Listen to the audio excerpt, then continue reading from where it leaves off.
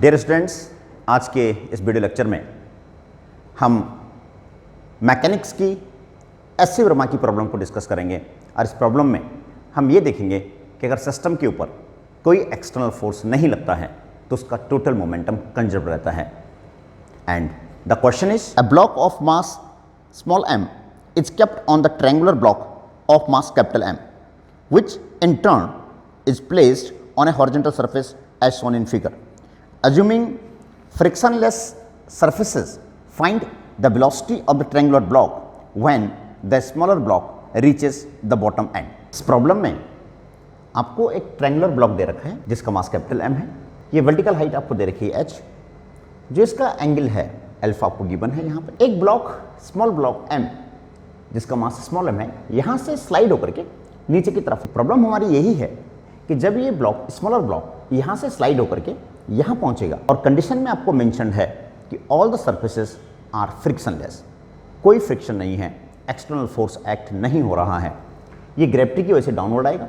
अब जैसे ये ब्लॉक यहाँ से स्लाइड होकर यहाँ तक पहुँचेगा तो डेफिनेटली ये जो बिगर ब्लॉक है ये यहाँ स्लिप हो जाएगा, लेफ्ट साइड में स्लिप हो जाएगा। जैसे यहाँ पहुँच जाएगा तो उस टाइम पर इस बिगर ब्लॉक की वेलोसिटी कितनी हो जाएगी, ये आपने कैलकुलेट करना है। आपका क्वेश्चन यही है, what will be the velocity of this bigger block when the smaller block reaches at the bottom. तो स्मॉलर ब्लॉक यहाँ से बॉटम पे आ गया है, आप यहाँ से देख रहे हैं। जैसे स्मॉलर ब्लॉक बॉटम पे पहुँचा है तो इसका वेलोसिटी v है यहाँ पे, और उस टाइम पे जो ट्रायंगुलर ब्लॉक है उसको कैपिटल V वेलोसिटी मैंने लेफ्ट साइड में रिप्रेजेंट कर दी है। जो एक सोचने वाली बात है कि जो ये v वेलोसिटी हम देख रहे हैं, ये वेलोसिटी स्मॉलर ब्लॉक की बिगर ब्लॉक के रेस्पेक्ट में है। तो यहाँ पे जो ये वेलोसिटी v है विद रेस्पेक्ट इस ट्रायंगुलर ब्लॉक के है। इट मीन्स अगर ऑब्जर्वर इस ट्रायंगुलर ब्लॉक के ऊपर खड़े होकर के देखता है तो उसको ये v वेलोसिटी से मूव करता हुआ नजर आएगा यहाँ पे। लेकिन जो observe ground frame of reference में होगा उसके लिए इसकी जो वेलोसिटी होगी वो v नहीं होगी। अब यहाँ पे समझने वाली बात यह है कि जैसे ये ब्लॉक डाउनवर्ड आएगा तो ये जो बिगर ब्लॉक है लेफ्ट साइड शिफ्ट होना शुरू हो जाएगा। अब जैसे ही स्मॉलर ब्लॉक डाउनवर्ड आएगा तो इसको एक वेलोसिटी लेफ्ट साइड में भी मिली हुई है। जब तक ये इस ट्रायंगुलर ब्लॉक के ऊपर है तो ये स्ट्रेट इस मोशन में नहीं रहेगा, ये थोड़ा इस तरह से शिफ्ट होना शुरू हो जाएगा। उसकी वजह क्या है कि बिगर ब्लॉक भी लेफ्ट साइड में मोशन में है। इस वेलोसिटी v को मैंने टू कंपोनेंट में ब्रेक कर दिया है। एक कंपोनेंट इसका यहाँ जाएगा और एक कंपोनेंट इसका यहाँ आएगा। आप देख रहे हैं एंगल अल्फा है तो एंगल भी कितना हो जाएगा, अल्फा हो जाएगा।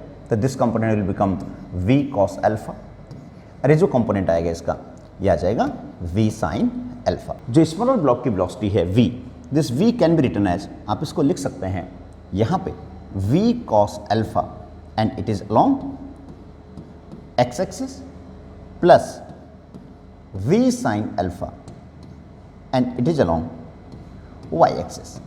अपने बेनिफिट के लिए मैंने यहाँ पे x एक्सिस को यहाँ यूज़ कर लिया है और y एक्सिस को यहाँ यूज़ कर लिया है। अब जो ऑब्जर्वर यहाँ से देखेगा x एक्सिस में इस स्मॉलर ब्लॉक को v cos अल्फा वेलोसिटी यहाँ मिली हुई है और उसी टाइम पे इस बिगर ब्लॉक की वजह से इस स्मॉलर को एक वेलोसिटी लेफ्ट साइड में भी मिली हुई है और वो कितनी है हमारे पास, कैपिटल V। तो वेलोसिटी ऑफ बिगर ब्लॉक कितना है यहाँ पे, ये हम मेंशन कर सकते हैं, it will be minus v i cap, क्योंकि ये डायरेक्शन किधर है, लेफ्ट साइड में है।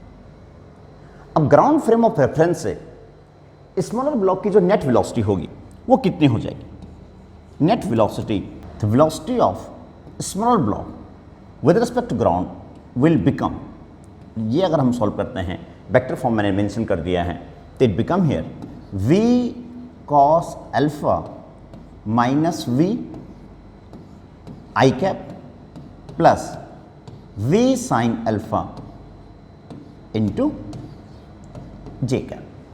तो ये आपने इस स्मॉलर ब्लॉक की टोटल वेलोसिटी को कैलकुलेट कर दिया है। अब कई बार हम ये सोचते हैं कि इस क्वेश्चन को हम क्यों ना ऐसे सॉल्व कर दें कि अगर ये ब्लॉक स्लाइड होकर के इस ए से लेकर के बी तक पहुंचेगा, जिसने कितना डिस्प्लेसमेंट हो गया, S is the displacement here. इसका स्टार्टिंग वेलोसिटी क्या है, 0 है। जितने टाइम में ये यहाँ से यहाँ तक पहुँचता है उतने टाइम पे ये ब्लॉक इस डायरेक्शन में कितना मूव कर देगा, इस ब्लॉक की वेलोसिटी क्या हो जाएगी, वो हम कैलकुलेट कर सकते हैं। वो टाइम कैलकुलेट होगा हमारा s is equal to u t plus half a t square से। यहां से हम टाइम कैलकुलेट कर लेंगे। अब जो टाइम हमने कैलकुलेट कर दिया है उस टाइम में इस बिगर ब्लॉक ने कितना वेलोसिटी गेन कर लिया है वो हम इसको बाद में कैलकुलेट कर सकते हैं। यहां से भी ये आंसर आ जाएगा। लेकिन यहां पे प्रॉब्लम एक आ जाती है कि कभी कभी हम ये सोचते हैं कि जब भी इस इंक्लाइन प्लेन में कोई ब्लॉक रहता है, मोशन में रहता है, तो उसका एक्सेलरेशन हम यूज़ करते हैं जी साइन थीटा। यहाँ पे अल्फा एंगल है तो हम जी साइन अल्फा यूज़ कर लेते हैं। हम ये जानते हैं कि acceleration due to gravity downward लगा हुआ है और इसको अगर हम यहाँ से ब्रेक करते हैं, ये एंगल अल्फा हो गया, तो ये कितना आ जाएगा हमारे पास, जी कॉस अल्फा आ जाएगा और यहाँ कितना आ जाएगा, जी साइन अल्फा आ जाएगा। It means acceleration is equal to g sine alpha. तो हम ये यूज़ कर लेते हैं यहाँ पे s is equal to 0 plus half a कितना है, जी साइन अल्फा है, इंटू टी स्क्वायर। अब यहाँ से हम टी कैलकुलेट कर लेते हैं। तो यहाँ से अगर हम इस क्वेश्चन को सॉल्व करने की कोशिश करते हैं तो आपका आंसर गलत आएगा। उसकी वजह ये है कि यहाँ पे जो एक्सेलरेशन जी साइन अल्फा है, ये acceleration with respect to block के, इस मेथड से इस क्वेश्चन को सॉल्व करने में एक बहुत बड़ा ड्रॉबैक आ जाता है। उसकी वजह ये है कि जैसे ही ये ब्लॉक नीचे स्लाइड करेगा तो इसका नॉर्मल एक्शन इस्पेक्ट करेगा और उस नॉर्मल एक्शन की वजह से ये ब्लॉक इधर मोशन में आ जाएगा और अगर ये मोशन में आ गया तो इसको एक्सेलरेशन ए मिल जाएगा। अब जैसे इसको एक्सेलरेशन ए मिल जाएगा तो इसकी वजह से इस पर फिर स्यूडो फोर्स लगेगा, तो आपको पूरा सॉल्व करना पड़ेगा। और जब हम इस पूरी प्रॉब्लम को सॉल्व करते हैं, इस ब्लॉक का जो डाउनवर्ड एक्सेलरेशन आता है वो एक्सेलरेशन आता है हमारा a naught is equal to, अगर हम इसको सॉल्व करते हैं पूरे को, it is here m plus m g sine theta over m plus m sine square theta. अब यहाँ से वैल्यू पुट करके अब हम इस क्वेश्चन को आंसर दे सकते हैं। तो ये प्रोसेस थोड़ा लेंथी पड़ जाता है, इसलिए हम इस क्वेश्चन को law of conservation of momentum की हेल्प से सॉल्व करने की कोशिश करेंगे और साथ साथ हम एनर्जी कंजर्वेशन को यूज कर लेंगे। तो यहाँ पे एक बात बहुत केयरफुली आप समझ रहे हैं कि there is no external force. ये भी फ्रिक्शनलेस सरफेस है, ये भी फ्रिक्शनलेस सरफेस है, कोई एक्सटर्नल फोर्स एक्ट नहीं हो रहा है और हॉरिजॉन्टल डायरेक्शन में कोई फोर्स एक्ट नहीं हो रहा है। In this way the momentum along horizontal direction will remain constant. तो आप देख रहे हैं कि जो बिगर ब्लॉक है उसका मोमेंटम लेफ्ट साइड में है। तो I am using here LCLM और ये मैं लगा रहा हूँ हॉरिजॉन्टल डायरेक्शन में। तो हॉरिजॉन्टल डायरेक्शन में जो वेलोसिटीज़ हैं उन पे हम इस law of conservation of momentum को यूज़ कर लेते हैं। तो it is here momentum of bigger block कितना हमारे पास, it is capital MV is equal to what's the momentum of smaller block in horizontal direction, mass into velocity. इसका mass m है और हॉरिजॉन्टल डायरेक्शन में इसकी वेलोसिटी ये है, ये आप देख रहे हैं यहाँ पे v cos alpha minus v। It is here v cos alpha minus v। ये पॉइंट आपने बहुत केयरफुली समझना है क्योंकि I axis means x axis. तो हमने x एक्सिस में यहाँ पे law of conservation of momentum को यूज कर लिया है। इसको अगर हम सॉल्व करते हैं तो आपका आंसर कितना आ जाएगा, mv is equal to small mv cos alpha and it is here minus of mv। ये mv लेफ्ट साइड आ जाएगा, it become m plus mv common आ गया और यहाँ हमारे पास है mv cos अल्फा। तो आपको कैपिटल V कैलकुलेट करना है। तो capital V is equal to mv cos alpha over m plus m। अब प्रॉब्लम ये है आपके पास कि आपको यहाँ पे ये स्मॉल v कैलकुलेट करना पड़ेगा। अब स्मॉल v को कैलकुलेट करने के लिए हम एनर्जी कंजर्वेशन की हेल्प लेंगे। Let you use the energy conservation. तो यहाँ पर जो एनर्जी लॉस हो रही है वो इस स्मॉल ब्लॉक की ग्रेविटेशनल पोटेंशियल एनर्जी लॉस हो रही है। ये स्मॉलर ब्लॉक यहाँ से यहाँ तक शिफ्ट हो गया है तो इसका लॉस इन पोटेंशियल एनर्जी कितना हो गया, mgh हो गया डाउनवर्ड। तो जो loss in potential energy smaller block का हुआ है वो काइनेटिक एनर्जी में कन्वर्ट हो जाएगा और वो काइनेटिक एनर्जी इस ट्रायंगुलर ब्लॉक को भी मिलेगी एज वेल एज इस स्मॉलर ब्लॉक को भी यहाँ पे काइनेटिक एनर्जी मिल जाएगी। तो आपने एनर्जी कंजर्वेशन को यूज करना है यहाँ पे। तो according to energy conservation loss in potential energy of smaller block कितना है, ये वर्टिकल हाइट इसने h कवर कर दी है तो it is here mgh is equal to kinetic energy of bigger block is half capital M into v square. आपने capital M इसका मास है, v इसकी वेलोसिटी है, उस टाइम की वेलोसिटी है जो हमें कैलकुलेट करनी है जब ये ब्लॉक यहाँ पहुँच गया है, plus kinetic energy of smaller block is half m and velocity of small m, इसका वेलोसिटी का स्क्वायर। तो इसकी टोटल वेलोसिटी में यूज करनी पड़ेगी। अब यहाँ पे जो वी एम वेलोसिटी हमने यूज की है स्मॉलर ब्लॉक की, that is the velocity with respect to ground, वो आपको पता है, यहाँ से आपने वी एम को कैलकुलेट कर रखा है। तो वी एम का मैग्नीट्यूड कितना हो जाएगा, तो आप यहाँ से इक्वेशन 1 से आप इसको यूज कर सकते हैं। इक्वेशन 1 से वी एम कितना हो जाएगा हमारे पास, v m is equal to under root of the magnitude of this one, ये हो जाएगा v cos alpha minus v it's square plus it is here v sin alpha this square is the vm here. Let you put this value here. ये कितना बन जाएगा, it become here mgh is equal to half mv square plus half m and this vm square is here. इसको square करेंगे तो आपका answer बन जाएगा ये v cos alpha minus capital V it's square and plus v sin alpha and its square. It become here mgh is equal to, it is here half capital M capital V square plus half small m, और इसको अगर हम open करते हैं it become here v square cos square alpha plus v square cos square alpha plus v square minus है twice of v into v cos alpha, ये मैंने a minus b का होल स्क्वायर यूज कर दिया, plus it is here v square sine square alpha. आप यहाँ पे एक बात समझ जाएंगे कि v square cos square alpha ये भी है और v square sine square alpha ये भी है. तो आप यहाँ पे now it is here mgh is equal to half of capital M capital V square plus half m. अब यहाँ से आप देख सकते हैं ये v square cos square alpha v square sine square alpha, यहाँ से अगर मैं v स्क्वायर कॉमन लेता हूँ तो sign square alpha plus cos square alpha 1 हो जाएगा और आपके पास सिर्फ बचेगा v square plus capital V square minus twice of capital V small v and cos alpha. अब आपको इस रिलेशन में कैपिटल V को सॉल्व करना है तो आपको स्मॉल v का वैल्यू पुट करना पड़ेगा. तो जो मोमेंटम कंजर्वेशन से हमने कैपिटल V को सॉल्व किया था, हम उस कॉन्सेप्ट की हेल्प लेंगे. इक्वेशन 2 जो मैंने ड्राइव किया है यहाँ से स्टार्टिंग में v is equal to m b cos alpha upon m plus m, इस रिजल्ट को ही हम यहाँ पे यूज कर रहे हैं. M b cos alpha over m plus m. अब इस रिलेशन से हम स्मॉल v को कैलकुलेट करते हैं, रिजल्ट कितना बन जाएगा हमारा m plus m into capital V over m cos alpha. अब हम इस वैल्यू को यहाँ सब्स्टिट्यूट करते हैं, यहाँ से रिजल्ट हमारा बन जाएगा mgh is equal to half of mv square, ये हमारे पास plus half of m. Now the v square is, we got this v square, ये कितना आ जाएगा आपके पास, ये बन जाएगा m plus m its whole square into capital V square over m square cos square alpha plus capital V square minus twice of v and small v got it here, ये है आपके पास m plus m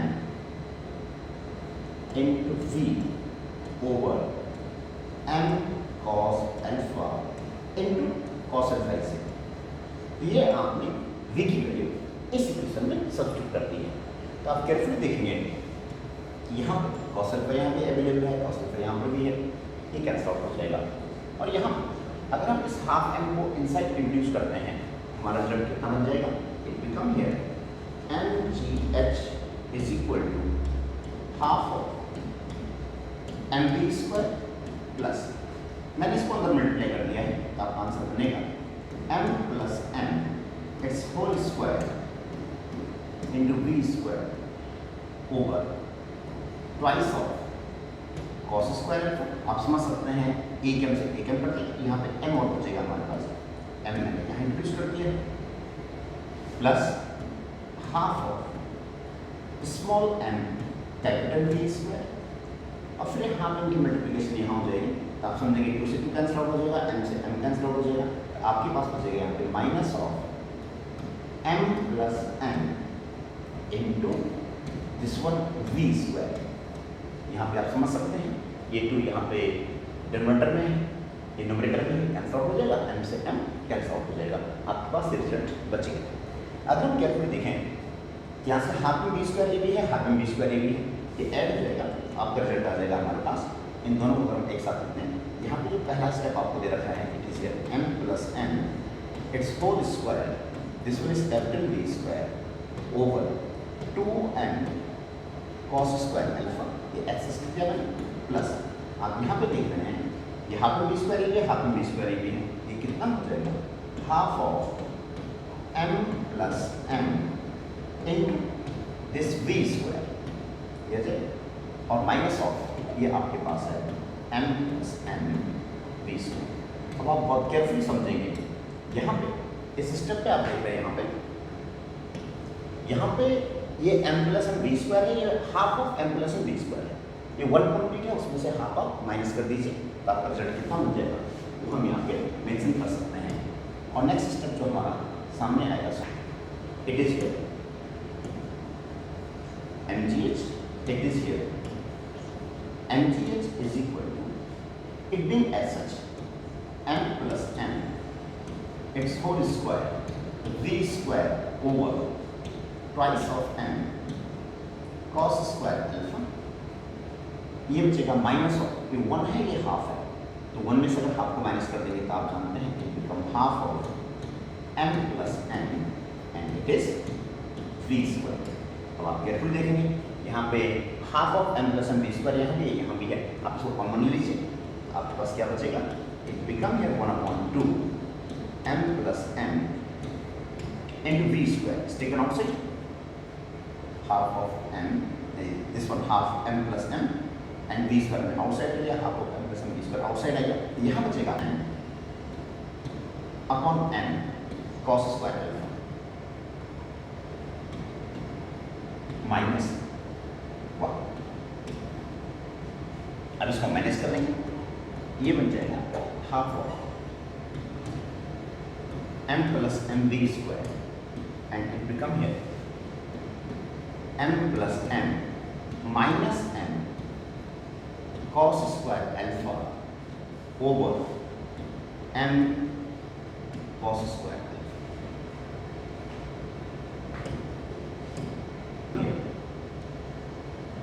mgh is equal to half of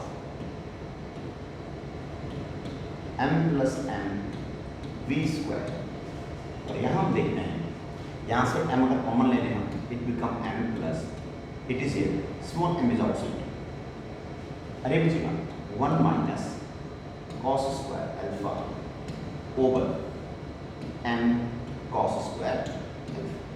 इसको carefully देखिए, आप देखेंगे यहाँ से it automatically become half m plus m v square, और यहाँ बचेगा आपके पास m plus m it become sign square alpha over m cos square alpha.